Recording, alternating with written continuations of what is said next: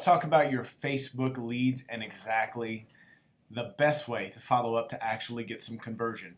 What I've found that actually works the best is shooting out an auto text that is kind of more open question to be like, hey, this is Ronnie, thank you for signing up for, and then you state specifically what they signed up for.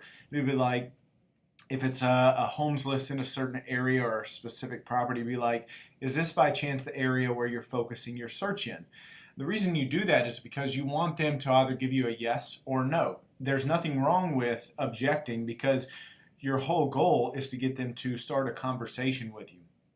The people that respond to your initial text automation within the first 3 to 4 minutes are actually going to be far easier to work with because they're open to already talking with you, and actually they're a little bit further along in the buying process. The ones that never even respond are the ones that totally just are like, hey, look, I don't even want to talk to you. I just want the information. So you need to treat them a little bit differently. So initial texts are great. You can always give them a call a little bit later on in the day, a little bit, or as soon as they sign up. But just know that the majority of the leads that sign up for information type products are really just doing some research, and they're still probably a month, definitely a month, at least 2 to 3 months out from buying. So your whole goal is really just to build that relationship, follow up, let them know that you're really just here to get information from them so you can send them exactly what they're looking for. So typically I'd give them a call, be like, hey, it's Ronnie with the George Group. I see you had signed up for one of our ads on Facebook, and I was just seeing if you were doing a little browsing for the time being, or if you're looking for a home. Or you could flip it around and be like, hey, this is Ronnie with the George Group. I saw you had recently signed up through one of our ads, and I was seeing if you were actively looking for a home or you're just doing a little browsing.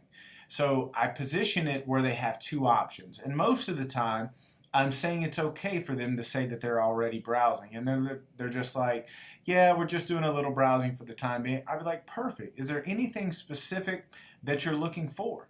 Not really. Okay, well, nothing wrong with that. What about an area? Do you have a specific area that you'd like to be in or a specific subdivision?